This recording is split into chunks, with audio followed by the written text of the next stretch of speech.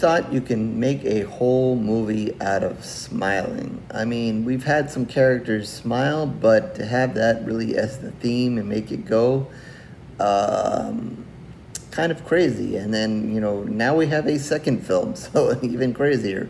So let's kind of see how this kind of all worked out and how they were able to do this. Starting with the IMDb plot. About to embark on a world tour, global pop sensation Skye Riley begins experiencing increasingly terrifying and inexplicable events. Butchered the word, can't say it. Overwhelmed by the escalating horrors and the pressures of fame, Skye is forced to face her past. All right, butchered some words there, but it is what it is. We can smile about it and move on. I'm not gonna give you a big smile, like some people do in these reviews. Kind of touching on this. Also, new film out here for October. And don't know, how anticipated it was. I'm sure some people were excited for a sequel, and maybe some were kind of surprised. I'm gonna say I was in the surprised ballpark here, and didn't think we were going to get it, but here it is. I guess when it makes enough money, we're going to do another movie. So yeah, it is. I see why they did part one. It seemed kind of almost like, one of those gimmick things and one of those good things that you could market by, having these people smile and do these creepy faces and so forth. So it makes for good marketing, makes for a good gimmick, but does it make for a good horror movie? And I think part one proved that it had its moments and made for a good horror movie. I don't remember what I gave it, and once again, I always do this for you guys watching all the time. I did not go back and look to see what I gave part one, so I have no idea what I gave part one. But and I actually went back and just kind of read real quickly, what part one was, because I just kind of wanted to kind of compare the two plots of it.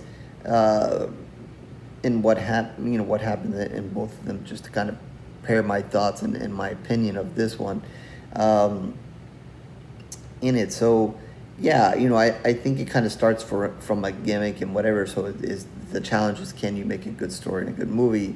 And as I read back in part one, and then I think about what I just watched in part two, I think part one seemed like a good way to go with the story and kind of setting up the gimmick here. And I'm going to call it a gimmick because, I think that's what it is, of the smile, and then what that ultimately turns. And I think, part of the challenge for part one was, you do the smiling so many times, and then, is it too much? And obviously the way that one ended, then kind of gave you that maybe that's something a little bit different, and maybe something maybe a little bit unexpected, that you kind of find out, what is really happening here and what is really behind all this. So again, I don't remember what I said or thought or pools of blood I gave part one, but I can kind of appreciate, kind of what happens there. This story, this film, the one I'm supposed to be reviewing instead of talking about the first one, I'm not going to say that I felt this storyline as well. I mean, it kind of, does make sense.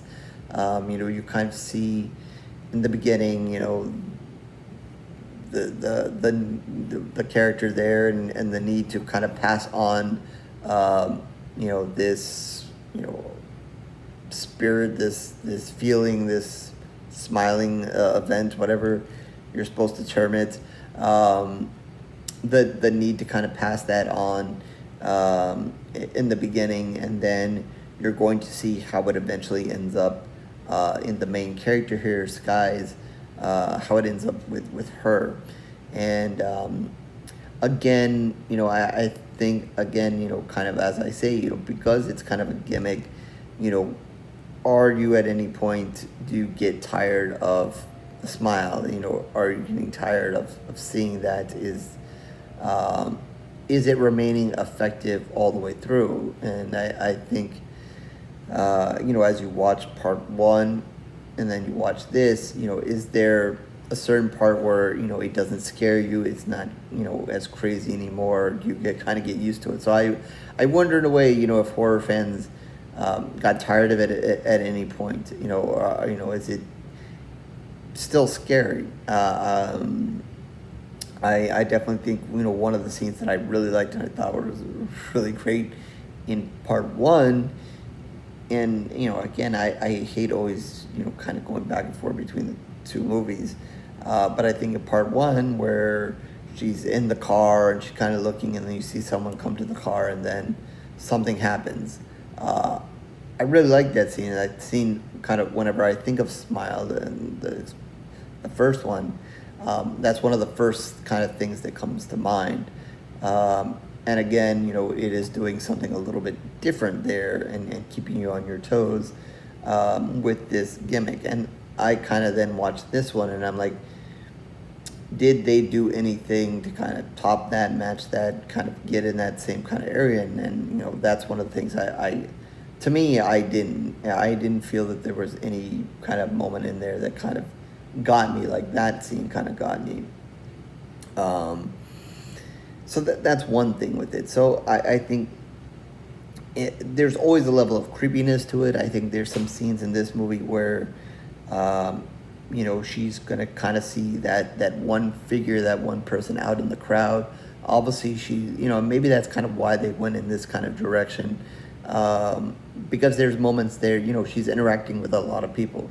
And, you saw the first one where, she's a doctor, so she's interacting with people in the hospital, people around her a lot, lots of, different patients. So here you have a pop star here is interacting with a lot of people in crowds at time, and, in different audiences. So I think, there's still that creep factor when she's kind of looking out into an audience, and you see everybody kind of doing their thing, and then there's that one individual that's smiling, and it's still, that creep factor is still there, but again, does it become tired at any point? As the movie kind of got on, I kind of felt that, like, okay, she's seeing people smile, she do see some weird things and crazy things, but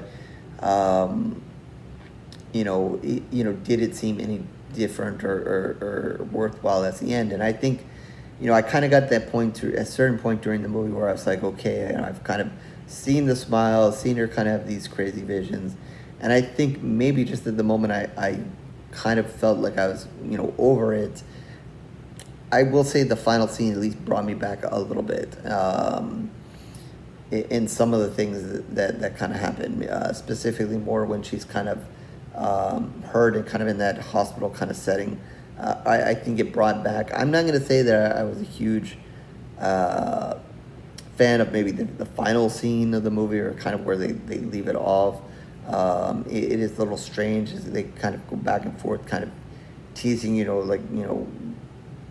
is she going to beat this thing? Is this thing going to beat her? And they kind of, have this back and forth, kind of, trying to make you guess the outcome there. But, they even kind of even give you a possible solution. She gets help, but, is it going to be a viable solution? Is it going to work? And so forth. So I will say that at least in my mind, it kind of recovered itself somewhat. But I think overall, I don't know that. I don't know. There was just something I just wasn't feeling about this whole thing. Maybe going with the pop star thing and so forth, or maybe I just wasn't in the mood to kind of see that as part of the background. It did make for some scenes, and then for others, I thought it was kind of okay where there's a scene where she's kind of taking pictures, meeting fans, signing autographs, and this is kind of early on in her kind of craziness, where she's not totally aware of what is in her yet, but there's there's a little girl there's definitely strange and weird, and so forth. So, you know, again, I think a big factor, because I keep going back to saying that it's a gimmick, is, at any point in this movie, is it just become tired for you, or every time is someone smile, and you see that character that's going to be the person smiling, does that work for you? Like I said, that scene in part one really stood out to me. There was nothing in here that kind of did that, and surprised me. I don't think they tried to challenge themselves in that way, in that same kind of similar way, to make use of that kind of thing in this one. Obviously, she has her moments where you're not sure whether she's dreaming or not, or she's like in a different world or not. Obviously, she's going to do some things and then kind of snap out of it and realize, oh shit, what just really happened? Is it real or not? Like I said, so, in kind of like that hospital kind of scene towards the end, and that kind of thing, I appreciate a little bit more. Maybe some of the other stuff, no. So, as this movie was going on, I don't know that I was ever feeling it.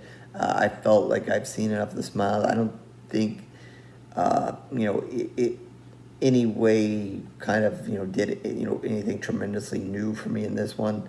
I think, some of the scenes, I think, when we see other characters kind of taken over by it, obviously you have your main character and nothing is really truly going to happen to them until we get to the final act.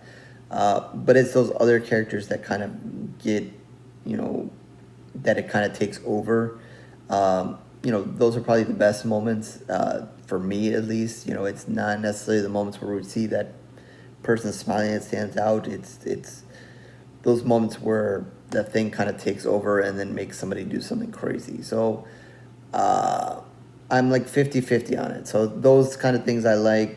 I'm kind of over the smiling, and while it does have a creepy element, whatever, you do it so many times, it's like whatever.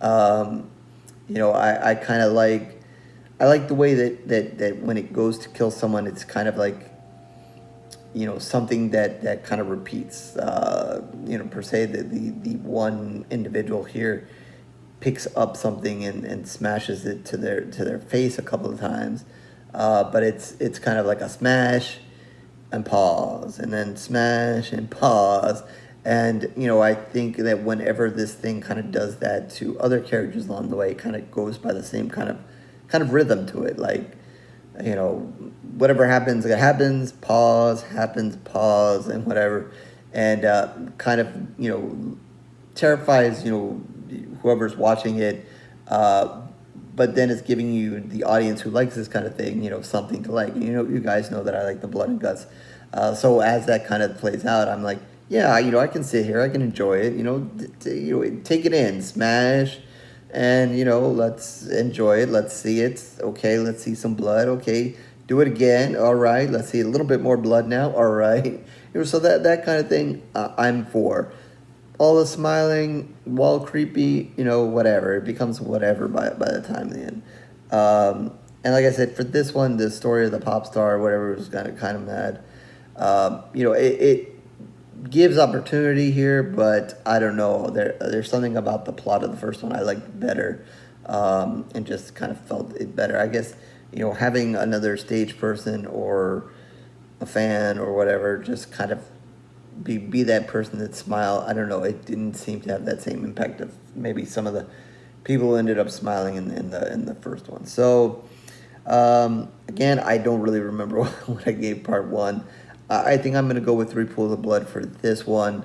Leaning towards, some of the things that I just mentioned with, having those moments of the blood and the person, who's going to die by this possession, I call it, whatever, but not overly impressed by too much of the actual smiling or whatever.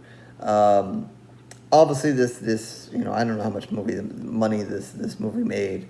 Obviously the way it's kind of set up kind of opens the door for plenty of sequels, unless someone comes with a definite kind of ending to whatever, this thing getting passed on. So, maybe we'll see more, maybe we won't, maybe this will be the end of it.